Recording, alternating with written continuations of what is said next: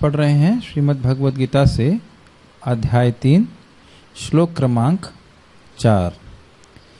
न कर्मणारंभान् नैष्कर्म्यम्। गलत हो गया ना।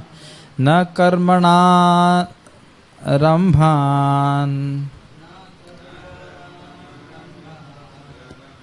नैष्कर्म्यम् पुरुषोष्णुते न च संन्यासनादेव सिद्धिं समधिगच्छति। अर्थ बड़ा इंटरेस्टिंग है। आज पहली बार हमने श्लोक को देखा ऐसे। न कर्मणाम अनारंभात, कर्मों को आरंभ न करने से, अर्थात अपने नियत कर्मों को न करने से व्यक्ति नैष्कर्म्य, नैष्कर्म्य मतलब शुद्धता की स्थिति को, अश्नुते अर्थात अश्नुते का मतलब होता है वैसे चखना, खाना, तो यहाँ पे अर्थ है प्राप्त नहीं करता है। तो यानी ऐसा नहीं सोचना चाहिए कि मैं कर्म छोड़ दूंगा तो मैं अब मेरा कर्म बंधन से मुक्त हो जाऊंगा। न च संन्यासनादेव सिद्धिम समधिगच्छति, एवं मतलब निश्चित ही, और न ही संन्यास, यहाँ पे संन्यास का अर्थ है कर्म संन्यास। कर्म संन्यास का अर्थ होता है वर्णाश्रम में जो विदित कर्म है सबके लिए, ब्राह्मण क्षत्रिय वैश्य शूद्र, इन्हें कर्म कहा जाता है। तो यह जीवों के शुद्धिकरण के लिए है, तो इनको त्याग देना से कर्म संन्यास कहते हैं। तो बिना हृदय के शुद्धिकरण के कोई अगर इस प्रकार का कर्म संन्यास लेता है तो उसको सिद्धि प्राप्त नहीं होगी। सिद्धि मतलब हृदय का शुद्धिकरण, ज्ञान, आत्मज्ञान प्राप्त नहीं होगा। स्पष्ट है? प्रभुपाद जी का अनुवाद। न तो कर्म से विमुख होकर कोई कर्म फल से छुटकारा पा सकता है और न केवल संन्यास से सिद्धि प्राप्त की जा सकती है। तो आप अर्थ समझ रहे होंगे। कर्म, कोई सोचे कि भाई कर्म करने से कर्म फल लगता है, कर्म मत करो तो कर्म फल नहीं लगेगा, लेकिन ऐसा नहीं है। और इसका बारे में भगवान आगे समझाएंगे कि कर्म ना करने से कर्म फल से मुक्त हो जाए, ऐसा नहीं होता है। उसके बहुत बहुत इंटरेस्टिंग श्लोक हैं सब। गीता भूषण टीका, जिसका हृदय अशुद्ध है। अब पहली बात यह है कि ये बोला किसको जा रहा है। देखिए, बहुत सिंपल सी बात से आप समझ जाएंगे। रघुनाथ दास गोस्वामी जी वो एक जगह बैठे हुए हैं और कुछ नहीं कर रहे हैं, है ना? माइक लेके बताइए। रघुनाथ दास गोस्वामी जी राधा कुंड पे बैठे हैं, बैठे रहते थे और कुछ नहीं करते थे। बोलो तो माइक पे, घबरा क्यों रहे हो? ये तो सुनना चाहता हूं मैं। मानसी सेवा कर रहे। यस, मानस में लगातार कृष्ण की सेवा कर रहे थे। अब हम एक जगह बैठेंगे तो हम किसकी सेवा करेंगे? मन में अभी आ जाएगा बता देंगे किसकी सेवा करेंगे। भोगों की सेवा करेंगे हम। तो योग्यता अधिकार के अनुसार व्यक्ति करना चाहिए। ये बात हो रही है, गलत नहीं है, लेकिन अधिकार होना बहुत जरूरी है। प्रभुपाद जी इसको उदाहरण देते हैं कि व्यक्ति एकदम उसका भगवत प्रेम है तो एक जगह बैठ के भी भगवान की सेवा कर सकता है, मन में सेवा कर सकता है। हमारे लिए कि हम इंद्रियों से भगवान की सेवा करें बहुत आवश्यक है। तो अधिकार के अनुसार ये बात बोली जाती है। ठीक है। जिसका हृदय अशुद्ध है उसको नियत कर्म करने ही चाहिए। अब बताइए, नियत कर्म का अर्थ क्या है? प्रिस्क्राइब्ड एक्शन, मतलब वर्णाश्रम के अनुसार जिसको जो नियत किया गया है। ब्राह्मण को ब्राह्मण के और क्षत्रिय को क्षत्रिय के। ब्राह्मण को सुबह स्नान करना चाहिए, खराब लगे वैसे सबको स्नान करना चाहिए सुबह, लेकिन सत्य बोलना और बाकी जितने भी नियम करना, उसमें कठिनाई हो तो भी करना चाहिए। ये बात है। फिर से रिपीट करूंगा कि तपस्या का अर्थ है नियत कर्मों को करने में आने वाले कष्टों को सहना। अपने नियत कर्मों को, दूसरे वाले की नहीं, अपने नियत कर्मों को करने में आने वाले कष्ट को सहन करना, ताकि उसका हृदय शुद्ध हो जाए। तपस्या का उद्देश्य क्या है? ये सभी जगह कॉमन पॉइंट है कि हृदय की शुद्धि उद्देश्य होना चाहिए किसी भी कार्य को करने के लिए। ऐसा अगले 13 श्लोकों में वर्णन किया जाएगा। जिस व्यक्ति का हृदय अशुद्ध है वह अपने नियत कर्मों को किए बिना ज्ञान में स्थिर है। ज्ञान का मतलब हो गया आत्मज्ञान, मैं आत्मा हूं, इसमें स्थिरता उसकी नहीं रहेगी, बार बार वह शरीर के स्तर पे आएगा। और नैष्कर्म रूपी निखिल इंद्रिय व्यापार से विरति प्राप्त नहीं कर सकता। नैष्कर्म का अर्थ है कि इंद्रियां के जो व्यापार हैं, आंख से देखना, कान से सुनना इत्यादि जो है, अब उससे विरति, विरति का मतलब होता है अनासक्ति को प्राप्त नहीं होगा। अर्थात हृदय अशुद्ध है और इंद्रियों को सीमित कर रहा है, केवल कर्मों में नियोजित नहीं हो रहा, जिससे कि उसका हृदय शुद्ध होता तो वह कि बार बार भोगों का ही चिंतन करेगा। समझ में आ गया? ऐसा नहीं कि वो अपनी इंद्रियों से कार्य नहीं करेगा तो वह केवल कृष्ण का स्मरण करेगा, कर ही नहीं सकेगा क्योंकि मन मलिन है। आप देखिए उन्हीं रघुनाथ, वैसे तो रघुनाथ दास गोस्वामी भगवान के नित्य पार्षद हैं, लेकिन रघुनाथ दास गोस्वामी जब गृहस्थ आश्रम में थे और तुरंत भगवान के पास आना चाहते थे तो उनको आदर्श के रूप में प्रस्तुत करके उन्होंने कहा नहीं, अभी तुम घर पे रहो, लोक व्यवहार करो, अंदर से मुझे प्रीति डेवलप करो, फिर धीरे धीरे करके तुम मेरे पास आ पाओ, क्रम क्रम से तुम्हारी मुक्ति होती है। तो हृदय का शुद्धिकरण धीरे धीरे होता है। आप खुद सोचो, यहाँ पे आप सब उपस्थित हैं, कल आप लोग को संन्यास दे दिया जाए तो क्या क्या एकदम से सारी वासनाएं समाप्त हो जाएंगी कपड़ा लेने से? समझ में आ रहा है नहीं बात? भक्ति करते रहेंगे। क्यों बोला जाता है 50 साल के बाद आप संन्यास लीजिए? क्योंकि पूरे समय वह वर्णाश्रम नियमों का पालन किया है, तो उसका हृदय शुद्ध हुआ है। उसका वैराग्य किसी के बोलने से नहीं है, वाकई उसको विराग हो गया। विराग मतलब भौतिक कर्मों में आसक्ति नहीं रही। समझ रहे? कुछ बोलना चाहते थे? यस। ये जो श्लोक है प्रभु जी, तो ये श्लोक भगवान अर्जुन को ज्ञान योग या उसमें मतलब भक्ति योग में तो अधिकार की बात नहीं होती ना, जैसे कि अग्रीड भक्ति योग में जैसे एग्जांपल दिए थे कि भक्ति योग में अधिकार की बात तो समझ गया, भक्ति योग में भी अधिकार की बात नहीं होती है। लेकिन एक बात यह है कि हम देखते हैं, प्रभुपाद जी इस बात को बोलते हैं कि प्रायः सारे लोग केवल स्वरूप सिद्ध भक्ति नहीं कर सकते। भगवत गीता एक बहुत बड़ी ऑडियंस को एड्रेस कर रही है। क्या सुबह से शाम तक सभी लोग स्वरूप सिद्ध भक्ति कर सकते हैं? क्या उत्तर है? मगर अगर कोशिश भी करे करने के लिए तो यही मिस्टेक होती है, यही मिस्टेक होती है। अभी आपने शायद पहले वाला पढ़ा नहीं था, प्रभुपाद तात्पर्य बोल रहे थे ना, बिना ट्रेनिंग के व्यक्ति एकांत में जाकर के हरे कृष्ण करेगा तो वो ठीक नहीं। आप पढ़िएगा पिछले वाले श्लोकों को गीता में, प्रभुपाद जी इसको बोल रहे हैं। यही तो बैलेंस व्यू है। अधिकार देखे बिना अगर व्यक्ति को प्रवृत्त कराया जाएगा वो अनमना हो जाएगा, वो परेशान हो जाएगा। इसलिए हमें समझना चाहिए कि हमारा हृदय, हम लोग धीरे धीरे करके भक्ति करते, धीरे धीरे करके अपने हृदय को शुद्ध करते। अब ये नहीं बोला जाए कि हरे कृष्ण मंत्र मत जपो, लेकिन आप देखिए एकदम से कोई व्यक्ति को, मैंने बहुत अच्छे भक्त हैं वो 3 लाख नाम करते हैं, तो ऐसे बात कर रहा था तो कहले कि तुम एकदम से 64 करोगे तुम्हें घृणा हो जाएगी कि हरि नाम से। और ऐसे हैं बहुत से लोग जो 64 एकदम से करना चालू किए, फिर वो एकदम 0 पे आ गए, क्योंकि उनका मन रिवोल्ट करता है, रस नहीं मिल रहा है अभी, और इतना बड़ा टास्क दे दिया गया, रिवोल्ट करता है। प्रभुपाद जी इसको भक्ति रसायन सिंधु में बताते हैं। तो जितना वो उससे हो सके, उस दिन वृंदावन चंद महाराज समझा रहे थे कि जितना आपसे भक्ति हो सकता है उतना नियमित रूप से करिए, आवश्यक है। जैसे जैसे टेस्ट बढ़ता जाएगा अपने आप आपको अच्छा है। समझिए उद्देश्य तो यही है कि 24 घंटे स्वरूप सिद्ध भक्ति करे, लेकिन वो नहीं कर सकता है तो कुछ अंश में स्वरूप सिद्ध भक्ति करे और कुछ समय में वो कर्मयोग भी करे। जैसे भी जो भी कार्य कर रहा है उसको भगवान को समर्पित करना सीखिए। ये आप जब प्रचार करेंगे तो आपको समझ में आएगा कि ये बहुत प्रैक्टिकल है। सब लोगों के लिए दिन भर बैठ के भागवत पढ़ना संभव नहीं है, और जिसके लिए भागवत पढ़ना संभव है वो वैसे ही कर्म नहीं करेगा। महाराज बहुत सिंपल शब्दों में, कर्म छोड़ने नहीं पड़ते हैं, कर्म छूट जाते हैं। श्रद्धा बढ़ती चली जाती है, भगवान की कथा में रुचि बढ़ती चली जाती है, और अपने आप ही वो सारे कर्म छूट जाएंगे। लेकिन अगर हृदय शुद्ध नहीं है, पॉइंट इज दैट, अगर हृदय शुद्ध नहीं है और जबरदस्ती करने का प्रयास करेगा तो फिर वो गिरेगा। ये बात बोली जा रही। नहीं तो क्यों बोलते हैं दुष्ट मन तुम्हें किशोर वैष्णव, बताइए, तब हरि नाम केवल कैटव। तुम्हारा हरि नाम उच्चारण भी छल है, क्योंकि तुम प्रतिष्ठा के लिए भजन कर। ये बात आप कुछ मत करिए। हम लोग कह सकते हैं कि माधवेंद्रपुर की तरह हम अजाचित वृत्ति करेंगे, 15 मिनट में समाप्त हो जाएगी। 9 बजे दिखाई पड़ेगा प्रसादम कहाँ है, 10 बजे तक बहुत दिक्कत हो जाएगी, नहीं मिला तो हम यलगार कर देंगे। तो बात यही है, बार बार भगवान इस बात को बोल रहे हैं कि अपने अधिकार के संसार व्यक्ति को कार्य करना चाहिए, उसमें कोई गलती नहीं। ये बात 11वें स्कंद में भगवान बोलते हैं, अधिकार से कम नहीं करना चाहिए, अधिकार से अधिक नहीं करना चाहिए, अपने आप व्यक्ति को विरत हो जाता है।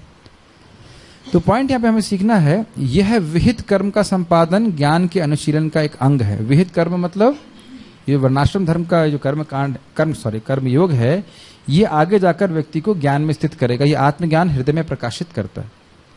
इस चीज को हम लोग वेदांत सूत्र सुनते हैं, प्रकाशश्च कर्मणि अभ्यासात्। अच्छा, एक और इंटरेस्टिंग बात है कि भले ही कोई दिन भर हरे कृष्ण ना कर सके, लेकिन वह भगवान की सेवा में अलग अलग प्रकार से नियुक्त हो सकता है।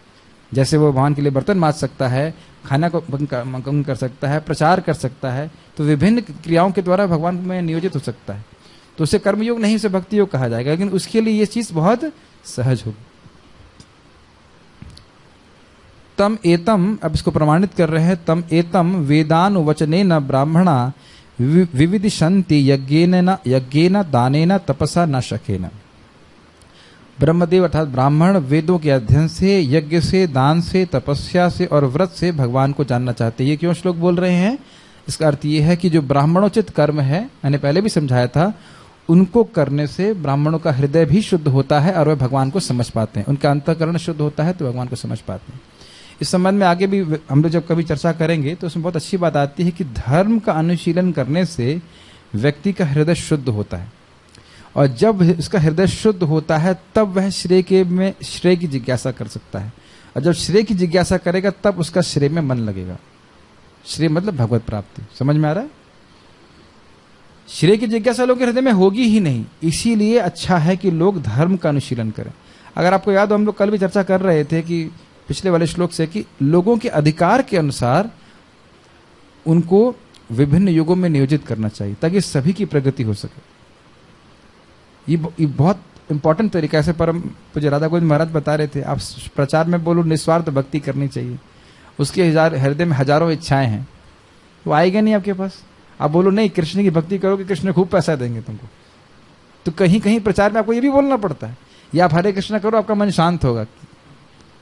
तो क्या ये हरे कृष्ण मंत्र कृष्ण की प्रसन्नता के लिए करते हैं, लेकिन उनको समझ में नहीं आता है। और मेरा अनुभव है, मैं एक व्यक्ति को प्रचार कर रहा था, तो उनको मैं समझा रहा था कि किस प्रकार से हरे कृष्ण मंत्र से आत्म साक्षात्कार होता है। तो हमने कहा क्या समझ में है? हाँ, हरे कृष्ण करने से हमारा मन शांत हो जाता है। वो रजिस्टर ही नहीं करते, उनको समझ में नहीं आ रही बात, आत्म साक्षात्कार होता है क्या है, मतलब ही नहीं कुछ। तो he should be able to relate to what we are preaching, ये बहुत आवश्यक है। सिद्धांत तो यही है कि 24 घंटे, प्रभुपाद जी बोलते हैं इन प्रिंसिपल भागवत और हरि नाम 24 घंटे करना चाहिए, लेकिन हर व्यक्ति नहीं कर सकता, तो इसलिए उसके अधिकार के अनुसार आप उसको ट्रेनिंग करेंगे, धीरे धीरे करके हृदय शुद्ध होगा तो वह आगे अपने आप ही रुचि दिखाएगा। तात्पर्य को पढ़िए, आप पढ़ सकते हैं, भौतिकतावादी आपके पास नहीं। भौतिकतावादी मनुष्य के हृदय को विमल करने के लिए जिन कर्मों का विधान किया गया है, उनके द्वारा शुद्ध हुआ मनुष्य ही संन्यास ग्रहण कर सकता है। संन्यास मतलब कर्म संन्यास, अब उसको उन कर्मों में लगने की जरूरत नहीं है। यस, शुद्धि के बिना संन्यास ग्रहण करने से सफलता नहीं मिल पाती। कौन सी शुद्धि? और शुद्धि कैसे होती है? चित्त की शुद्धि होती कैसे है? मतलब वर्णाश्रम कर्मों करने से, वर्णाश्रम के धर्मों को पालन करने से। ये देखिए, ये मार्ग जो है ये सामान्य मार्ग है। पहले ये सनिष्ठों के लिए, ये भी ध्यान रखना पड़ेगा। यहाँ पे बात जो चर्चा हो रही है 1 से 6 तक सनिष्ठों के लिए है, जिनकी श्रद्धा वर्णाश्रम पे है, और फिर वह वर्णाश्रम का पालन करते हैं, फिर वो ज्ञान योग पे आते हैं, ज्ञान योग से अष्टांग योग पे आते हैं, अष्टांग योग से भक्ति योग पे आते हैं। तो ये आपको जरूर ध्यान रखना होगा कि परिनिष्ठ की साधना को यहाँ पे ना जोड़ें। परिनिष्ठ लोग केवल भक्ति करते हैं। प्लीज इस बात का ध्यान रखिएगा कि हम किस कंटेक्स्ट में चर्चा कर रहे हैं। यस, ज्ञान योगियों के अनुसार संन्यास ग्रहण करने अथवा सकाम कर्म से विरत होने से ही मनुष्य नारायण के समान हो जाता है। क्या है? दंड ग्रहण मात्रेणा नर नारायणो भवेत। दंड को ग्रहण करने मात्र से व्यक्ति नारायण बन जाता है। ये भी एक बहुत बड़ी अशुद्धता है। अगर हृदय शुद्ध हो गया होता तो समझ में आ जाता कि हम नारायण का भी नहीं बन सकते। यस, भगवान कृष्ण इस मत का किंतु भगवान कृष्ण इस मत का अनुमोदन नहीं करते। ये बहुत इंटरेस्टिंग बात है, कल मैं पढ़ रहा था, बहुत इंटरेस्टिंग बात। क्या भगवान को देखना चाहते हैं? Obviously answer is yes. तो कल बड़ा अच्छा बात भागवत ने स्पष्ट लिखा कि भगवान ने अपने दिव्य स्वरूप को ब्रह्मा जी को इसलिए दिखाया क्योंकि ब्रह्मा जी ने अव्यलीक भजन किया था। अव्यलीक अर्थात निष्कपट। तो कपट भगवान को पसंद नहीं है, ये चीज भगवान ने कुछ श्लोकों में दिखाएंगे, अभी आएगा। यस, हृदय की शुद्धि के बिना संन्यास सामाजिक व्यवस्था में उत्पात उत्पन्न करता है। क्यों उत्पन्न करता है उत्पात? क्योंकि वो संन्यास धर्म को फॉलो नहीं कर पाएगा।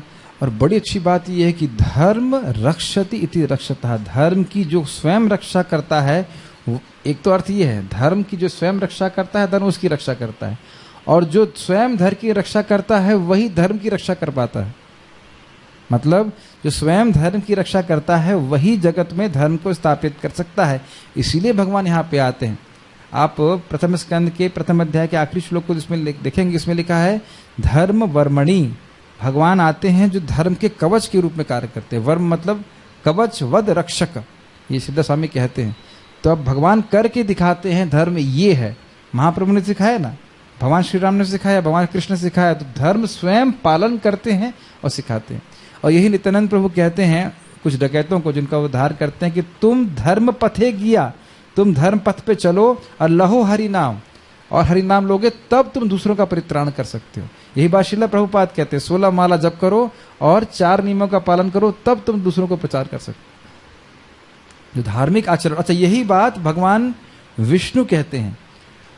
शुद्ध भक्ति कैसे प्राप्त होगी? परसिवरेंस, लगे रहने से, और धार्मिक कंडक्ट, धार्मिक आचरण हम करते हैं और लगे रहते हैं भक्ति में, तो शुद्ध भक्ति प्राप्त होती है। या ब्रह्म संहिता में लिख सकते हैं। तो ये दोनों चीजें हर जगह देखने को मिलती हैं। यस, धर्म का आचरण करना बहुत जरूरी है। और आपने ये भी देखा हो, सुना हो कि इंद्र बार बार सन्यासी, छद्म सन्यासी का वेश लेकर के पृथु महाराज के घोड़े को चुरा रहे थे। तो भगवान ने क्या कहा? आप इसको छोड़िए, इस घोड़े को छोड़िए। क्यों? क्योंकि ये सन्यासी का रूप लेकर के छल कर रहे हैं, इससे आगे आगे के आने वाले सन्यासी छल करेंगे। तो आप बंद करिए। पढ़ा होगा, चौथा स्कंद में पढ़ा होगा आपको। यस, पढ़िए आगे। दूसरी ओर यदि कोई नियत कर्मों को ना करके भी भगवान की दिव्य सेवा करता है, तो वह उस मार्ग में जो कुछ भी उन्नति करता है उसे भगवान स्वीकार कर लेते हैं। अब देखिए श्रील प्रभुपाद जी ने कहाँ लेके गए? परिनिष्ठ, निरपेक्ष। मतलब देख रहे हैं ना, प्रभुपाद उसको स्थापित कर दे रहे हैं कि मान लो कोई वहां तक ना पढ़े तो इसको भी समझ ले। ये भी सिद्धांत है कि अगर वर्णाश्रम के नियमों का पालन लोग ना भी कर पाया, लेकिन भगवान कृष्ण की भक्ति में लग गया, तो वह जितनी भी प्रगति कर लेगा भगवान से स्वीकार करेंगे। और इस चीज को नारद जी ने बोला था, त्यक्त्वा स्वधर्मम चरणाम्बुजम हरेर भजन अपक्वोत पते ततो यदि यद्र क्वा भद्रम अभूत अभुष्य किम को वार्थ आप तो भजताम स्वधर्मता। वहां नारद मुनि एक अलग लेवल से बोल रहे, कह रहे हैं कि स्वधर्म को त्याग भी दिया और भगवान की भक्ति में लग गया, और उसके बाद भी वो गिर गया, कोई नुकसान नहीं उसका। क्योंकि स्वधर्म का आचरण करने से हृदय शुद्ध होता है, लेकिन भगवत प्रेम प्राप्त नहीं हो सकता, केवल हृदय शुद्ध होता है। और फिर धीरे धीरे करके वो भक्ति के अधिकारी आगे जाके बनेंगे। ये बात इंपॉर्टेंट। ये कभी नहीं सोचना चाहिए कि वर्णाश्रम धर्म का पालन करने मात्र से स्पेशली निर्गुणा भक्ति प्राप्त हो सकती है। ना, ऐसा नहीं हो सकता। भक्ति तो भक्ति करने से ही प्राप्त होगी, लेकिन एक भूमिका बनती है। जैसे कि भगवान को बोलते हैं ना, 4 प्रकार के पुण्यात्मा मेरे पास आते हैं, तो प्रभुपाद उसमें बताते हैं कि जो लोग प्राय वर्णाश्रम धर्म का पालन करते हैं उनके लिए भक्ति के नियमों का पालन करना आसान होता है, क्योंकि धर्म में उनका विश्वास होता है। यस, पढ़िए। स्वल्पमस्य धर्मस्य त्रायतो महतो भयात्। ऐसे सिद्धांत की रंच मात्र संपन्नता भी महान कठिनाइयों को पार करने में सहायक होती है। यहाँ पे कहने का अर्थ है, कोई व्यक्ति भगवत धर्म को थोड़ा सा भी पालन करता है तो वह नरक जाने से और पशु योनि में जाने से बच जाता है, और आगे वो प्रगति करता है। तो प्रभुपाद इस बात को ही सिद्धांत कर रहे हैं स्थापित कि अगर प्रैक्टिकली इस जीवन में या इस जगत में कलयुग में स्वधर्म का पालन कर पाना बड़ा मुश्किल है, इसे कहते हैं टू द टी, एग्जैक्टली जैसे शास्त्र में है वो करना मुश्किल है, तो सभी लोग भक्ति योग का ही आश्रय। लेकिन सिद्धांत ये है कि अपनी इंद्रियों को भगवान की सेवा में लगाना चाहिए, उसको नहीं छोड़ना चाहिए।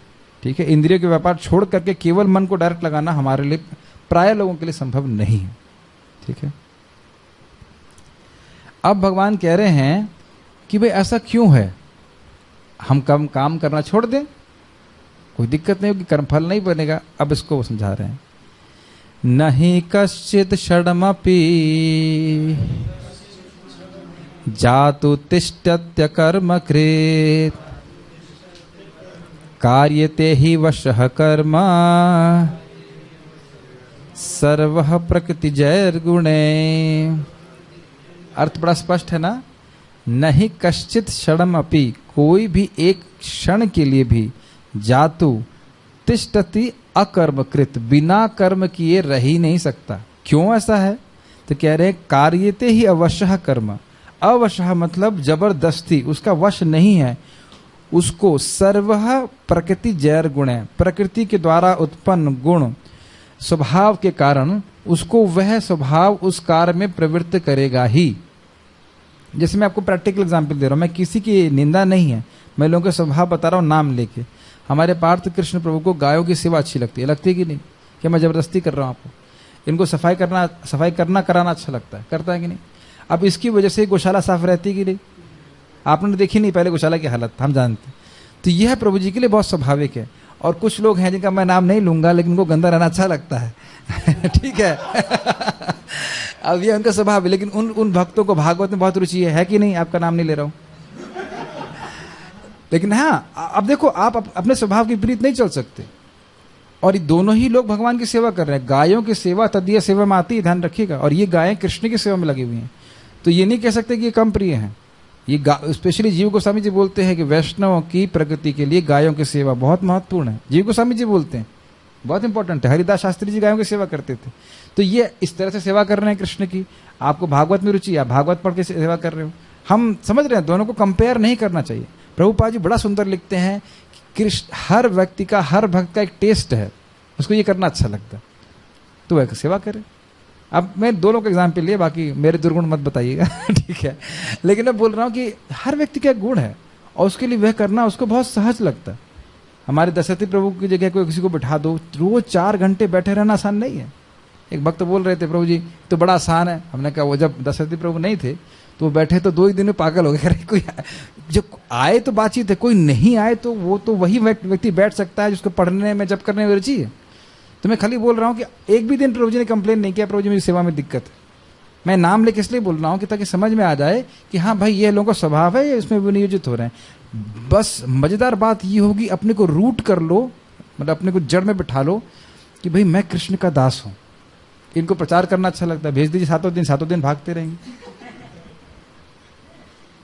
अब ये हल्की बात नहीं, ये बहुत इंपॉर्टेंट बात है। आप लोगों को 2 दिन के लिए डिवोटी किचन का इंचार्ज बना देंगे, तीसरे दिन आप फास्टिंग चालू कर दोगे कि छोड़ो मुझे यहां से। गौर भगवान तो लगे रहते। प्लीज इस बात को एकदम ऑपरेशन करके घुसा लीजिए दिमाग में कि भगवान मुझको मेरे स्वभाव के अनुसार सेवा में नियोजित कर रहे हैं। बहुत इंपॉर्टेंट। कुछ भक्त तो डोनेशन कलेक्शन में उत्साहित रहते हैं, तो उनका यही इच्छा है कि भाई ठाकुर जी के लक्ष्मी ले, हम ठाकुर जी की सेवा करें इस प्रकार से। तो ये हर व्यक्ति के अधिकार के अनुसार वह भगवान की सेवा कर रहा है। और अगर वैसा करता है तो कोई दिक्कत नहीं, कर्म बंधन से मुक्त रहेगा। बस उसको ये ध्यान रखना चाहिए कि मैं अपनी इंद्रिय तृप्ति के लिए इसको नहीं कर रहा हूं, ये भगवान की प्रसन्नता के लिए कर रहा हूं। ये बात है। आप लोग पढ़ा को मैं पढ़ा चुका हूं। 18वें अध्याय का कंक्लूजन ये था कि व्यक्ति ये समझे कि मैं कृष्ण का दास हूं, विष्णु का दास हूं, और अपने कर्म कृष्ण को दे रहा है, तो भगवान सबसे अधिक संतुष्ट होते। आप पढ़िएगा, पढ़ा दिया था मैंने ऑलरेडी, गीता हमने लास्ट में पढ़ा था ये बात को। चाहे कुछ भी कर रहे हो, ये रूटिंग होनी चाहिए कि मैं कृष्ण का दास हूं, मुझे कृष्ण की सेवा करनी। ठीक है। तो अब कोई ऐसा सोचे नहीं मैं कुछ काम नहीं करूंगा, तो ये नहीं हो सकता। क्यों? क्योंकि जो हमारा स्वभाव है वह हमें कर्मों में प्रवर्तित करेगा ही। जैसे मेरे मैनेजमेंट होता है, तो मैं यहां मैनेज नहीं कर रहा होता, एनटीपीसी मैनेज कर रहा होता, तो उसी मैनेजमेंट को हम भगवान की सेवा में लगा देते। एक सेंस वो बहुत स्वाभाविक हो जाता है आपके लिए। यस, इस चीज को स्वयं ब्रह्मा जी ने कहा था, अपने कर्मों को भगवान को समर्पित करके और भगवान की कथा को सुन के, दोनों चीज आपकी प्राप्ति करे। ब्रह्मस्तुति में उन्होंने कहा, पूरे है भूमन बहवोप योगिनस तदर्पितेह निज कर्म लब्धया। अपने कर्मों को आपको समर्पित करना, एक पॉइंट, और दूसरा भगवान की कथा को सुनना। जब तक हम भगवान की कथा को नहीं सुनेंगे, कर्म भी समर्पित नहीं हो रहे होंगे। मैंने कल चर्चा किया था, सुनना बहुत जरूरी है, एटलीस्ट सुबह और शाम। Make sense? तो बैलेंस प्रोग्राम यही है कि अपने कर्मों को हम कृष्ण को समर्पित करें और सुबह शाम जरूर भगवान के श्रवण में हम लगें। ठीक है? कोई ऑब्जेक्शन? ठीक है। When your opinion is needed, it will be given to you. ठीक है। अनुवाद। प्रत्येक व्यक्ति को प्रकृति से अर्जित गुणों के अनुसार विवश होकर कर्म करना पड़ता है, अतः कोई भी क्षण भर के लिए बिना कर्म किए नहीं रह सकता। गीता भूषण टीका। अविशुद्ध हृदय से अगर कोई वैदिक कर्म संन्यास लेता है तो वह लौकिक कर्मों में निमज्जित हो जाता है। क्योंकि ऐसा व्यक्ति कभी भी कर्म किए बिना नहीं रह सकता है। समझ में आ रहा है? वैदिक संन्यास में क्या होता है? वर्णाश्रम के कर्मों को त्याग दिया जाता है। क्षत्रिय है, छोड़ देगा, वो जंगल चला जाएगा। लेकिन अगर उसका हृदय शुद्ध नहीं है तो वहां जाकर भी वह लौकिक कर्मों में निमज्जित हो जाएगा। जैसे अर्जुन अभी युद्ध छोड़ की बात कर रहे हैं, युद्ध छोड़ दूंगा मैं, लेकिन बाद में कोई चैलेंज करेगा तो फिर धनुष उठा लेंगे। और आप इसको देख चुके हैं। कोई किसी को बोल सकता है अर्जुन के संग ऐसा हुआ था कभी कि नहीं? मैं अभी मेरे मन में एग्जाम्पल आ रहा है, जब वह हिंजड़े के रूप में भी थे, विरहनला के रूप में भी थे, तब भी युद्ध करना चालू कर दिया। वो भाव जाता नहीं क्षत्रिय का। जैसे एक और एग्जाम्पल देता हूं, माइक में बोलिए अगर कुछ बोलना चाहते हैं। दाशरथी थे एक, जो रामानुजाचार्य जी के शिष्य थे। वो बर्तन मांज रहे थे गुरुजी की आज्ञा से, एक व्यक्ति ने मायावाद कुछ बोल दिया, तुरंत उन्होंने ऑब्जेक्शन किया। वो कहता अरे ये बर्तन मांजने वाला क्या जानता है फिलॉसफी। बाद में मालूम चला क्यों दाशरथी है। तो कहने का अर्थ ये है कि जिसका जो स्वभाव है आता ही है सामने, उस स्वभाव को भगवान की सेवा में नियोजित करिए। मैं सनक सनातन प्रभु से चर्चा कर रहा था और हम लोग काफी अच्छे से निष्कर्ष पे निकले कि बहुत बार अथॉरिटीज लोगों को दबाते हैं, जिसको स्वभाव है उसको दबाते हैं, नहीं तुम बस सरेंडर करो। लेकिन सरेंडर मतलब ये नहीं है कि अपने स्वभाव को दबाइए, अपितु उस स्वभाव को भगवान की सेवा में पूरे उत्साह के साथ नियोजित कीजिए। भाई भगवान ने बोला सारे धर्मों को छोड़ के मेरी शरण में आओ, फिर क्या करवाया? कुछ श्लोकों के बाद अर्जुन से युद्ध करवाया। ऐसा नहीं उसके बाद बोला कि अब खाली कुछ हरे कृष्णा ही करो, केवल हरे कृष्ण तो करो लेकिन कुछ भगवान के लिए भी करो, जो अपना तुम्हारा स्वभाव है वो नहीं, उसके बिना छूट नहीं सकते। और आप देखिए भगवान, ये सोचने वाली बात है कि भगवत गीता का हाईएस्ट ज्ञान एक क्षत्रिय को दिया गया, ना कि एक ब्राह्मण को। और ऐसा नहीं केवल अर्जुन को दे रहे हैं, सूर्यदेव भी क्षत्रिय हैं, उनको भी दिया गया। विचार करने वाली बात है। यानी भगवान का भक्त होना जरूरी है। बाह्य कौन से आश्रम में से कोई फर्क नहीं पड़ता। बढ़िया, किसी भी आश्रम की निंदा नहीं की जा रही है। पॉइंट यह है कि भगवान का भक्त होना चाहिए। कुछ आप बोल रहे थे बीच में? जैसे वो भर्तृहरि दो राजा थे, एक मेघ के लिए लड़ने लगे थे। हाँ, जो उनका स्वभाव था, फिर स्वभाव जाता नहीं है। तो बुद्धिमानी लगा करके देख लेना चाहिए कि मेरा स्वभाव क्या है, और उसको मार्गदर्शन में भगवान की सेवा में लगाना चाहिए। क्या आपने देखा होगा बहुत सारे ब्रह्मचारी अनस्टेबल रहते। अनस्टेबल मतलब आज ये सेवा करेंगे, आज वो सेवा करेंगे, आज फिर ये करेंगे, फिर वो कर रहे हैं। ऐसा नहीं, वो अनस्टेबल हैं ही। अनस्टेबल होने का कारण ये है कि उनके स्वभाव के अनुसार उनको सेवा नहीं मिल पाई, इसमें रियली उनका मन लग जाए। ये बात अब देखना किसी के जीवन में भी, और ये बहुत क्रिटिकल है। क्योंकि अगर ऐसा नहीं रहेगा तो भक्ति करोगे कैसे? 24 घंटे तो हरि नाम भी कर नहीं सकते। हरिदास ठाकुर की तरह तो है नहीं कोई। कुछ लोग आलस करते हैं, लेकिन बहुत से लोग इस प्रकार से। देखिए, कौन आलसी है वो तो बहुत आसानी से मालूम चल जाएगा। कितना समय वो बेड पे व्यतीत कर रहा है वो तो स्पष्ट दिख जाता है। कौन आलसी है ये तो दिख जाता है। मेरा पर्सनल अनुभव है, अभी मैसेज महसूस कर रहा हूँ कि जब मैं ये भागवतम का अनुवाद कर रहा हूँ या अनुवाद कर रहा हूँ, मेरा मन एकदम उसमें अभिनिविष्ट हो जाता है। इतना एब्जॉर्प्शन मेरा और किसी चीज सेवा में नहीं लगता। प्रैक्टिकल मुझे अगर रेस्ट भी करना है तो मुझे टाइम वेस्ट लगता है कि मैं कर, तो मुझे बहुत अच्छा लग रहा है। ऐसा ये भी मैं शुद्धिकरण को अनुभव कर रहा हूँ। पहले ऐसा नहीं था, पहले हम दिन भर बैठ के नहीं कर सकते। अब परम पूज्य लोकनाथ महाराज सुबह से शाम तक पढ़ते ही रहते हैं शास्त्र। क्या महाराज ने मेहनत नहीं करी जब यंग उम्र में थे? हम लोग तो कल्पना नहीं कर सकते महाराज ने कितनी मेहनत करी। ये फल मिल रहा है आपको। हम इंद्रियों से सेवा करते हैं भगवान की, इंद्रियों से पहले इंद्रियों को नियोजित करते हैं तो हृदय शुद्ध होता चला जाता है। फिर आगे स्थिति आएगी आप दिन भर बैठ के भागवतम भी पढ़ सकते हो। परफेक्शन है, मैं तो मान रहा हूं। दिन भर बैठ के नाम जप कर सकते। दिन भर महाराज पढ़ते रहते। और महाराज अपने सर्वेंट को पूछे, तो मैं दिन भर पढ़ता हूं, तुम्हें कुछ इंस्पिरेशन नहीं मिलता? वो बेचारा क्या बोलेगा? तो महाराज कैसे? वो तो महाराज है, वो सर्वेंट। मैंने कल भी बताया था, श्रद्धा हमारी क्रियाओं को इज अ ड्राइविंग फोर्स। तो जैसे जैसे हृदय शुद्ध होगा आपको नाम में रुचि प्राप्त होने लग जाएगी। एक भक्त भी बता रहे थे कैसे एक जीबीसी 16 माला नहीं कर पाते क्योंकि वो 32 से कम नहीं कर पाते। ना कि 32 कर रहे हैं, 32 से कम कर नहीं पाते। इतना टेस्ट डेवलप हो गया। द्रविड़ प्रभु प्रभुपाद जी के डिसाइपल उनके बारे में बता रहे थे कि 16 माला खत्म होती तो भी उनका दर्शनार्थी में जाने का मन नहीं करता। इतना उनको टेस्ट मिल रहा है हरि नाम करने से। सो ये जैसे ना शोज की नेचुरल प्यूरिफिकेशन हो गया उनके हृदय का, और उन्होंने बहुत सेवा की, एक्टिवली बहुत सेवा करी। ठीक है, तो वैदिक संन्यास लेने से फिर वो भौतिक कर्मों में लग जाएगा। वह एक क्षण के लिए भी अक्रियाशील नहीं रह सकता, परंतु संन्यास तो सभी कर्मों का विरोधी होता है, अर्थात संन्यास में तो सभी कर्म छोड़ दिए जाते हैं। तो उस पर कह रहे हैं प्रकृतिज, अर्थात स्वभाव से उत्पन्न गुणों के कारण, जैसे राग और द्वेष इत्यादि के कारण वह अवश्य अर्थात पराधीनवत अर्थात इच्छा न होते हुए भी कार्यों में नियोजित हो जाता है। ये लाइन बहुत ज्यादा इंपॉर्टेंट है। हर व्यक्ति को कुछ करना अच्छा लगता है, कुछ करना अच्छा नहीं लगता। Make sense? अब उसने कर्म छोड़ दिए कुछ समय के लिए, तो भी उसका मन तो वही साथ में लेके जा रहा है, और मन में राग और द्वेष फंसा हुआ है, तो वो राग उसको प्रवृत्त कराएगा उन कार्यों में। और अभी आप आगे पढ़ भी चुके हैं, आप पढ़ेंगे कि क्यों व्यक्ति पाप करता जब वो नहीं चाहता, और कुछ चीजें से बिल्कुल अच्छा नहीं लगता है और अकेले रह रहा है, एकांत में रह रहा है, तो वो सारी चीजें जो उसको मतलब जिसके प्रति घृणा है, भले उसके लिए अच्छी हो, वो नहीं स्वीकार करेगा।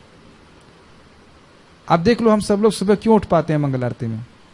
जिसके पास माइक हो बताए, क्यों उठ पाते हो आप रोज मंगल आरती में? जरा बताइए। क्योंकि आप शुद्ध भक्त हैं? हाँ, तो माइक बताइए। भगवान के दर्शन करने, इसलिए। गलत उत्तर है। आप बताओ। ये भी गलत उत्तर है। प्रभुपाद जी मैंने बोला ये भी गलत उत्तर है। शुद्ध भक्तों की कीर्ति गाने के लिए। गलत उत्तर है। आप भक्तों के संग हो इसलिए उठ पाते हो। मैंने शब्द यूज किया था रोज, और अगर नहीं विश्वास है तो गोविंद निवास में शिफ्ट कीजिए एक हफ्ते के लिए, और देखना फिर रोज कितने बार उठ पाओ। तो बहुत कम लोग ऐसे हैं, हमारे उद्धव कीर्ति को छोड़ दीजिए, बहुत कम ऐसे लोग होंगे जो रोज उठ पाएंगे। रोज नहीं उठ पाओगे आप रोज गीता पढ़ के दिखाओ मेरे को। मैं खुद गीता के जब अकेले से तैयार कर पा रहा था, कुछ अंदर से रोकता था मेरे को, आज गीता नहीं पढ़ना।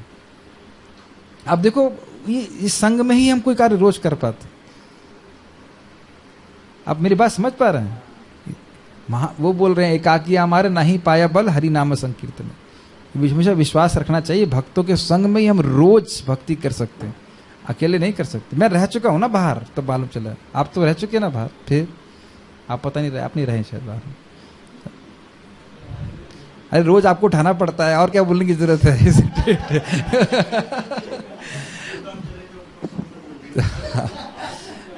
मुझे बता रहे थे जब मैं बाहर चला जाता हूं तो बहुत से वक्त में पूरा हॉलीडे, छुट्टी। सो नहीं, it's a fact, we should accept that. I accept it. कई बार इन्होंने मेरे को उठाया मंगल आरती में, 4 बजे आके उठाया। ये अपनी जब आपने पकड़ लिया कि मेरी वीकनेस और ये मेरी स्ट्रेंथ है, ये युद्ध में बहुत काम आता है। माया से युद्ध कर रहा हूं, यहां सोचा कि मैं अकेले भजन कर लूंगा, बहुत बड़ा इल्यूजन है, सबसे बड़ा इल्यूजन है। भक्त संग से ही हम जीवित हैं, ये बात ध्यान रखना चाहिए। जो हाई लेवल का हम कर पा रहे हैं, कुछ लोग हैं जो बहुत उच्च स्तर के हैं, लेकिन उन लोग की अविद्या पूरी नाश हो चुकी है। मैं तो नहीं हूं, बात हो सकता बाकी हो। ठीक है, तात्पर्य पढ़िए। कौन पढ़ना चाहते हैं? दिल्ली से आए हुए हमारे दासती प्रभु पढ़ेंगे।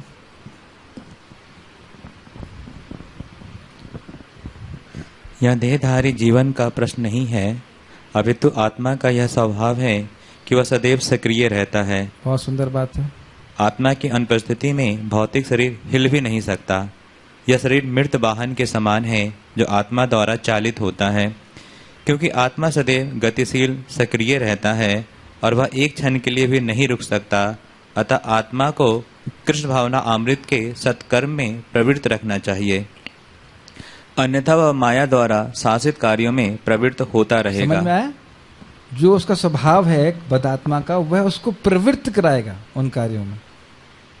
जैसे बहुत अच्छा जोक मार रहे थे गौरांग प्रभु, कह रहे थे भाई देखो, भक्त हैं तो आज हम लोग प्रसादम के ऊपर थोड़ा झगड़ा करते हैं, अरे यार दाल अच्छी नहीं बनी, लेकिन अगर भक्ति नहीं कर रहे होते तो पान वाले क्या झगड़ा कर रहे थे कि ये पान अच्छा नहीं है। अंतर देख रहे हैं, झगड़ा तो करते ही आप। थोड़ा वो झगड़ा अगर भक्तों के बीच में हो जाए तो कोई बहुत बड़ी बात नहीं है, या पॉलिटिक्स के ऊपर झगड़ा कर रहे होते। तो कहने का अर्थ बस यही है कि आप अब देखना, जो भक्त पूरा जीवन भर भक्ति किए हैं वह अपने स्वभाव को, उनको बस फॉर्मूला पता चल गया, ये चीज करना मुझे अच्छा लगता है और भगवान को समर्पित करते हैं। किसी भी भक्त को आप देखिए, चाहे गृहस्थ हो, चाहे ब्रह्मचारी, चाहे कुछ भी, पूरा जीवन भक्ति कर पाया है उस प्रकार से स्टेबल होकर। और जहां भी किसी को फोर्स किया है वो उसका तो छोड़ देगा, वो नहीं हो पाएगा उससे। यस, माया के संसर्ग में आकर एक और बोलना चाहता हूं, हम केवल इस जगत में केवल दो ही स्वामी हैं, कृष्ण है और माया देवी है, तीसरा स्वामी नहीं है। कोई ऑब्जेक्शन? माया कृष्ण की दासी है तो फिर माया की सेवा करते हैं, फिर कृष्ण की सेवा करने की क्या जरूरत है? क्या उत्तर है दासादी प्रभु? माया तो कृष्ण की दासी है तो माया की सेवा करते हैं, कृष्ण की सेवा करने की क्या जरूरत है? क्या उत्तर है? ये बात तो अच्छा प्रश्न है। माया की सेवा करते हुए हम कभी भी अपने स्वाभाविक स्थिति में नहीं आ सकते। वेरी नाइस, बहुत अच्छा उत्तर दिया हमने। माया की सेवा करेंगे तो कभी अपना स्वरूप प्राप्त नहीं होगा, कभी नहीं। बल्कि पता है, आपने बहुत अच्छी बात बोली है, जितना भोग करेंगे उतना ही ये हमको और अंधा कर देते हैं कि जगत में दुख है, दुख है, उतना ही अंधा कर देते हैं कि जगत में दुख है। ये स्वयं महाप्रभु की वाणी है कि भोगों का स्वभाव ऐसा है कि जितना व्यक्ति भोग में लगता है उसकी वो उसी में और प्रवृत्त कराते हैं, उसी में और प्रवृत्त करते हैं बार बार। ये रघुनाथ दास गोस्वामी को बोलते हैं, बहुत एकदम कठोर वचन है। अच्छा, एक और इंटरेस्टिंग बात है, जितना भक्ति करोगे तो वो भी भक्ति में प्रवृत्त कराएगा आपको, लेकिन आपको अब अंधकार से मुक्त करता हुआ जा रहा है और भोग आपको कवर करते चले जाएंगे। कुछ लोग ये भी बिल्कुल समझ नहीं पाते सिद्धांतिक रूप से कि वो शरीर नहीं है, आत्मा है, सिद्धांत भी नहीं समझ पाते क्योंकि पूरा भोगों में उनकी मति फंसी हुई है। नहीं तो सिंपल समझ में आता है कि मैं अपना हाथ नहीं हूं, मैं अपना चेहरा नहीं हूं, हड्डी नहीं हूं, मलमूत्र नहीं है जो शरीर में भरा हुआ है, लेकिन सिद्धांतिक रूप से भी समझ नहीं पाते। तो ये हृदय के अशुद्धि की वजह से। कुछ आप बोल रहे थे? जब माया करती है कि हमारे आंखों पे पर्दा डालती है, एक पर्दा, दो पर्दा, तीन पर्दा, तो अंधा हो गया, और भगवान की भक्ति पर्दा खोलती जाती है। यस, तो इसलिए बड़ा सतर्क रहना चाहिए कि हम सेवा 24 घंटे कर रहे हैं, माया की नहीं, कृष्ण की नहीं कर रहे हैं, तो फिर बीच वाला कुछ है ही नहीं, फिर माया की ही कर रहे हैं। पढ़िए। माया के संसर्ग में आकर आत्मा भौतिक गुण प्राप्त कर लेता है और आत्मा को ऐसे आकर्षणों से शुद्ध करने के लिए यह आवश्यक है कि शास्त्रों द्वारा आदिष्ट कर्मों में इसे संलग्न रखा जाए। देखिए, प्रभुपाद जी इस बात को स्वीकार कर रहे हैं कि जो शास्त्र में अनुमोदित वर्णाश्रम धर्म है उसका स्वीकार करना चाहिए प्राय सामान्य लोगों के लिए। इसीलिए प्रभुपाद जी ने बोला था कि मेरा 50% कार्य वर्णाश्रम धर्म रह गया। क्यों? क्योंकि सारे लोग तुरंत भगवत धर्म के को अनुशीलन करने के लिए योग्य नहीं होते। तो कम से कम वर्णाश्रम धर्म में रहते हुए ऐसी स्थिति में रहें कि वे थोड़ा थोड़ा कम से कम भगवत धर्म जरूर अनुशीलन कर सके। यस, देवी वर्णाश्रम ऑब्वियसली। हाँ। किंतु यदि आत्मा कृष्ण भावना अमृत के अपने स्वाभाविक कर्म में निरत रहता है तो वह जो भी करता है उसके लिए कल्याणप्रद होता है। जो भी का मतलब है किया और इनकम्प्लीट भी रह गया तो भी उसका प्रगति हो गई। क्यों? क्योंकि जब तक भक्ति का संस्कार नहीं है वो भक्ति में आ ही नहीं सकता। ये बड़ा सुंदर बात है। जैसे आप यहाँ बैठे हो, अब मुझे कल बोल रहे थे समझ में नहीं आ रहा, समझ में नहीं आ रहा, इतना समझ में आ रहा है यहाँ कुछ आवाज हो रही है, हाँ कुछ तो हो रहा है, हिंदी में कुछ बोल रहे हैं। शुरुआत में सबको ऐसे लगता है, प्रैक्टिकली ऐसे लगता है कुछ तो आवाज हो रही है, कुछ तो हाँ अच्छा लग रहा है, कुछ तो बात हो रही है, कर्म कृष्ण माया कुछ हो रहा है। तो लेकिन धीरे धीरे इस वातावरण में रहने मात्र से व्यक्ति शुद्ध होता जाता है। आप देखिए, कोई लोग अच्छे संस्कृत में नहीं कहना चाहिए, उर्दू में कोई किसी और भाषा में गाली दे रहे होंगे ना तो भी आपको समझ में नहीं आएगा, लेकिन आपका मन उद्विग्न हो जाएगा। कभी ऐसा अनुभव हुआ है आपको? मेरा अनुभव हुआ, एक बार हम उनके संग आ रहे थे, प्रभु जी संग, दो बुढ़े पंजाबी में बोल रहे थे और साडी गल सुनो जोर जोर से, पूरा भौतिकतावादी बात, तो सुन के ही मन खराब हो रहा था। इनको समझ में भी आ रहा था। प्रभु जी बाद में ट्रांसलेट कर रहे थे, ये भी अभी पनीर की बात कर रहे हैं, इसकी बात कर रहे हैं। हमने कहा भाई सुनाओ मत मेरे को, but it was too much, I can not tolerate that. Prabhupad ji इस बात को बोलते हैं कि जहाँ हरि कथा होती समझ में ना आए तो भी शुद्धिकरण होता है और धीरे धीरे आपको समझ में भी आने लग जाएगा। इन चींटियों के पिता आप हैं क्या? उपादान कारण। चलो चलो कोई नहीं, श्रीमद् भागवत द्वारा उसकी पुष्टि हुई है। इधर बैठ जाइए, इधर पढ़िए। पुष्टि हुई है। त्वक्त्वा स्वधर्मा चरणाम्बुजं हरेर भजन न पक्वोथ पते ततो यदि यत्र क्वावभद्रम अबूधमुष्य किम को वार्थ आप्तो भजताम सुधर्मतः। यदि कोई कृष्ण भावना अमृत अंगीकार कर लेता है तो भले ही वह शास्त्र अनुमोदित कर्मों को ना करे अथवा ठीक से भक्ति ना करे और चाहे वह पतित भी हो जाए तो इससे उसकी हानि या बुराई नहीं होगी। क्यों नहीं बुराई होगी? तो गलत बात है। भक्ति से पतन हो गया, ठीक से भक्ति नहीं करोगे, बुराई क्यों नहीं होगी? पढ़िए आगे। किंतु यदि वह शास्त्र अनुमोदित। एक मिनट, तो अब लोग कल से मंगल आरती नहीं जाएंगे, जप नहीं करेंगे, फिर क्या बोलेंगे? प्रभु जी तक्त्वा सुधर्मम चरणा, प्रभुपाद जी बोल रहे हैं ठीक से भक्ति नहीं करेगा तो भी क्या बुराई है? क्यों बुराई देख रहे हो? क्यों डांट रहे हो? क्यों बोल रहे हो अटेंडेंस लगाओ मंगल आरती के लिए? पढ़िए आगे। वह शास्त्र अनुमोदित सारे कार्य करें और कृष्ण भावना अमृत भावित ना हो तो ये सारे कार्य उसके लिए किस लाभ के हैं? अतः कृष्ण भावना। अब समझिए पॉइंट प्रभुपाद क्या कह रहे हैं। देखिए, शुद्ध, जैसे प्रभु जी बार बार बोल रहे हैं, बिल्कुल सही बोल रहे हैं कि शुद्ध भक्ति के लिए अधिकार की आवश्यकता नहीं है, केवल भक्त संग प्राप्त हो जाए, शुद्ध भक्तों का संग प्राप्त हो जाए कि व्यक्ति कितना भी अनाधिकारी हो, कितना भी एकदम हे व्यक्ति है, वह उसको उठा देंगे ऊपर। जैसे लिफ्ट है, लिफ्ट में बस किसी को डाल दो, कोई योग्यता की जरूरत नहीं, ऊपर उठा देगी। मृगारी की क्या योग्यता थी? एग्जैक्टली मैं ये बोलने वाला था। मृगारी की तो योग्यता क्या, पूर्ण रूप से अयोग्य व्यक्ति था, महाक्रूर था और जानवरों को आधा मार के छोड़ दे रहा था, कितना क्रूर था। तो ये दिखाएगा, आगे चर्चा करेंगे उस पर कृपा क्यों करी नारद मुनि ने, क्योंकि नारद, ये जो भक्ति की कृपा है ना, ये अहेतु की होती, बस दया आ गई ऐसो उद्धार कर दे। वो दया आती ही है भक्ति की वजह से, इसे कहते हैं निरुपाधिक दया। वो क्या कर रहे हैं उससे मतलब नहीं है, तो वो कृपा देकर के किसी को भी कर सकते हैं। और हमने श्लोक भी सुनते हैं ना, हुरंद पुलकशः, कितना भी कोई निकृष्ट व्यक्ति हो, भगवान के भक्तों की शरण लेता है तो तुरंत शुद्ध हो जाए, ये बस सत्य है। तो ये कह रहे हैं कि अगर उसने थोड़ी भक्ति भी करी भक्त के मार्गदर्शन में, तो उसका शुद्ध भक्ति का संस्कार तो बन गया। ये बहुत रेयर है। मैं फिर से रिपीट कर रहा हूं, ये बात समझ में आ रही है? शुद्ध भक्तों के संग में आकर के शुद्ध भक्ति का संस्कार प्राप्त होना, ये नेक्स्ट टू इम्पॉसिबल है इस जगत में, नेक्स्ट टू इम्पॉसिबल। और इस चीज को कितना करोड़ों करोड़ों, अब देखो करोड़ों, इसी पृथ्वी में अरबों खरबों जीव हैं, यही देख लीजिए कितने चींटे कीड़े घूम रहे हैं, और हमारा साइज उनसे बड़ा नहीं है। तो कैसे, कितनी सुकृति प्राप्त करके किसी तरह से भक्त का संग प्राप्त होगा, हम कल्पना नहीं कर सकते। तो वह जब प्राप्त हो गया तो अब जो उसका प्रोसेस है वह कर्म के अनुसार नहीं होगा, बार बार उससे भगवान के भक्तों का संग प्राप्त होगा, हर जन्म में बड़ी जल्दी प्रगति करेगा। मेरी बात आप समझ पा रहे हो? और फिर आगे बहुत जल्दी भगवान का प्रेम प्राप्त कर लेगा। तो भक्ति का, अब देख लीजिए, एक नाम से कितना लाभ है। वो सारे वर्णाश्रम धर्म को एक तरफ रख दीजिए, वो भी बराबर नहीं बैठेगा, है ना। एक नाम से, यही बात तो स्थापित की गई थी, प्रायश्चित से क्या फायदा होगा? एक नाम से इतना शुद्धिकरण होता है। तो कहने का अर्थ यही कि अच्छे से भक्ति ना किया। अब मेरा एक प्रश्न और है, ये अपरिपक्व होने का अर्थ क्या है? क्यों उसका पतन होगा? इसको उत्तर देंगे तो मजा आएगा।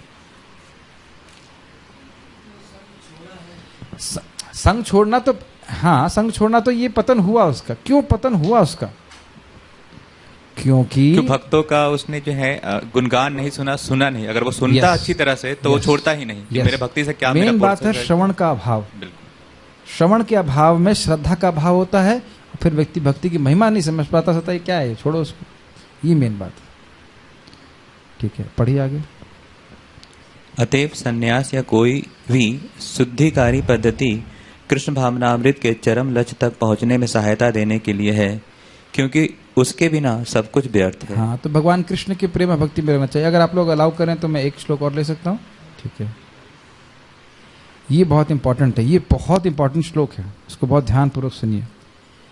अब भगवान कह रहे हैं कि भाई ये मिथ्याचार उनको पसंद नहीं है, तो उसका देखते हैं। कर्मेंद्रियाणि संयम य आस्ते मनसा स्मरन् इंद्रियार्थान विमूढ़ात्मा मिथ्याचारः स उच्यते। तो यहाँ कह रहे हैं कि अपनी कर्म इंद्रियों को तो उसने संयम कर लिया, वाणी, हाथ पैर सब कुछ, लेकिन मन से बार बार वह भोगों का ही स्मरण कर रहा है। अर्थात उसका अधिकार क्या है? कर्माधिकार। लेकिन अब वह ज्ञान की चेष्टा करने का प्रयास कर रहा है। ठीक है। इंद्रियार्थान विमूढ़ात्मा, इंद्रियों के अर्थ, इंद्रियार्थान विमूढ़ात्मा, यह कह रहे हैं कि इंद्रियों के अर्थ में लगा हुआ व्यक्ति है, और यहाँ पे प्रभुपाद बोलते हैं दाम्भिक है। अर्थान, दाम्भिक मतलब दिखावा कर रहा है। मूढ़ आत्मा मतलब मूर्ख व्यक्ति, मिथ्याचार सा उच्यते, वह झूठा आचरण कर रहा है। जो कर्मेंद्रियों को वश में तो करता है, किंतु जिसका मन इंद्रिय विषयों का चिंतन करता रहता है, वह निश्चित रूप से स्वयं को धोखा देता है और मिथ्याचारी कहलाता है। हैवी श्लोक है लेकिन सीखना जरूरी है हमारे लिए। गीता भूषण टीका। परंतु प्रश्न करे कोई, परंतु कुछ कुछ लोग ऐसे देखे जाते हैं जिन्होंने कर्ण इत्यादि इंद्रियों के व्यापार को शून्य कर दिया है, मतलब कुछ सुनते नहीं है बाहर का, ठीक है, और इस कारण से वे राग और द्वेष से मुक्त हैं। तो इस पर भगवान यह श्लोक कह रहे हैं, मतलब कुछ लोग ऐसे देखे जाते हैं जो बाहर के कर्म को त्याग देते हैं और उनको कुछ सुनना नहीं है, बाहर का सुन नहीं रहे हैं, अपने को एकांत में रख रहे हैं, ऐसा देखा जाता है। तो कह रहे हैं वह सन्यासी मूर्ख है जिसने वाग इत्यादि कर्मेंद्रियों को तो रोक लिया है, परंतु वह शब्द इत्यादि विषयों का स्मरण करता है और वह मन के द्वारा ध्यान का छल करता है। समझ में आए? बहुत सारे मौनी बाबा होते हैं, बोलेंगे नहीं लेकिन मन में भोगों का स्मरण होता है। और हमारी प्रक्रिया क्या है भक्ति की? कीर्तन करो। तो कीर्तन करोगे तो अपने आप भौतिक वार्ता समाप्त हो जाएगी और कीर्तन करने से भगवान का स्मरण होगा, अपने आप हमारा हृदय शुद्ध हो जाएगा। आपने कल वो श्लोक पढ़ रहे थे ना, पाद पंकज विलास भक्तिया। तो भगवान की कीर्तन करने से भक्त को सुख भी मिलता है, दूसरा नए शब्द आते हैं, भगवत शब्द आते हैं, और तीसरी बात इंपॉर्टेंट ये है कि भगवान की कथा सुनने से भगवान स्वयं आपका हृदय शुद्ध करते। Make sense to you? जब आप भगवान के बारे में सुन रहे हो तो आपको अपना हृदय नहीं शुद्ध करना, भगवान शुद्ध करते। हाँ, जब सब लोग भक्त लोग आकर के चर्चा करते हैं भगवान के बारे में तो भगवान हृदय शुद्ध करते हैं। आपको टेंशन नहीं लेने की जरूरत नहीं, कुछ सोचना ही नहीं है, बहुत ही एनकरेजिंग है। माइक पे बोलिए। इसमें ये कह रहे हैं कि वो राग द्वेष से मुक्त हो जाते हैं, तो जब राग है तो इंद्रियों में कैसे ध्यान जा रहा है? राग और ये पूर्व पक्ष, ये संशय प्रस्तुत किया जा रहा है। देखिए उन्होंने कान के मतलब सुन नहीं रहे हैं कुछ, तो इसलिए मतलब है कि राग और द्वेष से मुक्त है। नहीं मुक्त है, राग तो हृदय में है, तभी तो मन उधर जा रहा है। हाँ, ये प्रश्न किया जा रहा है कि अरे भाई उनने तो सब लोगों से मिलते जुलते नहीं, किसी ने अपना अकेले में रहते हैं, इसका मतलब राग द्वेष से मुक्त हो गए। देखा जा रहा है हाँ, ऐसा है नहीं, यही तो बात है। और ध्यान देना चाहिए कि दुनिया हमको बाहर से अंदर की ओर देखती है और भगवान हमको अंदर से बाहर की ओर देखते हैं। बहुत इंपॉर्टेंट। और देखो, भगवान को प्रसन्न करेंगे तभी भगवान अपने आप को प्रकट करेंगे। इसलिए मैं यही बात बोल रहा था, निर्व्यलीक भजन, निष्कपट भजन, ठीक है। इसीलिए मन में जप करने के लिए नहीं बोला जाता है, क्योंकि क्या कर रहे हैं कुछ पता नहीं है। और हरिहरति पापानि दुष्ट चित्तर अपि स्मृतः, अगर इंद्रियां भगवान की सेवा में लगी हैं, स्पेशली नामोच्चारण कर रहे हो, दुष्ट चित्त भी है, चित्त भगवान में ना भी लगे लेकिन हरे कृष्ण मंत्र बोल रहा है, तो भगवान शुद्ध कर देते हैं। प्रमाण है, ठीक है। तो यहां बात हो रहा है कि कर्म त्याग दिया, बैठ करके अब ज्ञान का अभ्यास कर रहा है, लेकिन उसका मन भोगों में लगा है, तो मिथ्याचारी है। उसे दाम्भिक कहा जाता है। दम्भ का अर्थ हमने पढ़ा था, दूसरे को दिखाने के लिए धर्म का आचरण करना, क्योंकि वह अशुद्ध मन के कारण इंद्रिय विषयों का मन में स्मरण करता है। यद्यपि बाह्य रूप से उसने कर्म इंद्रियों को संयमित कर लिया है, कर्म इंद्रिय अर्थात वाणी, हाथ, पैर इत्यादि, परंतु निष्काम कर्म योग न करने के कारण उसे ऐसे विषयों का स्मरण होता ही है। जैसे अर्जुन अगर युद्ध छोड़ देते तो बाद में जरूर स्मरण करते, अरे उनको तो मैं ऐसे पीस देता, फालतू में युद्ध छोड़ के आ गया। यह व्यक्ति अज्ञ है जो विषयों के प्रति राग को नियमित करना चाहता है, परंतु वह ज्ञान को प्राप्त नहीं होता। मतलब वो छोड़ना चाहता है विषयों को, लेकिन अभी उसका विषय आसक्ति गई नहीं है, और वो नियमित कर्म करने की बजाय वह दिखावा करेगा। और उसका अच्छा, आप सिंपल सी बात सोचो, हम रघुनाथ दास गोस्वामी के बारे में सुनते हैं, वो 3 दिन में एक बार खाते थे। अब हम लोग अगर जबरदस्ती करेंगे तो क्या है, पूरे टाइम हम खाने का ही स्मरण करेंगे। हाँ, एकादशी में तो सबसे पहले खाना ही याद आता है। माइक पे बोल सकते हैं। यस, शाम का प्रसाद आता है तो मैं नहीं लेता हूँ, लेकिन आज जाके 4:31 के बाद नहीं है तो मुझे आज फील हो रहा है कि मुझे कुछ लेना चाहिए था। हाँ, तो आप देख रहे हैं कि हम अपने चाहें भी तो अपने अधिकार से ऊपर जंप नहीं कर सकते। आप कहो कि मैं कल से 3 घंटा सो के भजन करूंगा, तो हम भजन में सोएंगे फिर। ये बात स्वीकार नहीं करते हैं, लेकिन अपने जीवन में अनुभव करते हैं। कितने ही भक्त इस प्रकार से बीमार पड़ जाते। एक भक्त था, वो 1:30 बजे उठना चालू किया और पता नहीं वो गायब ही हो गया आश्रम से।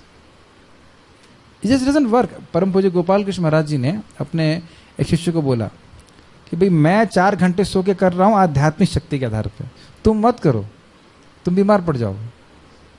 खुद ही बोले कि तुम 6 घंटा सो कम से कम, ताकि तुम सेवा ठीक से कर सको।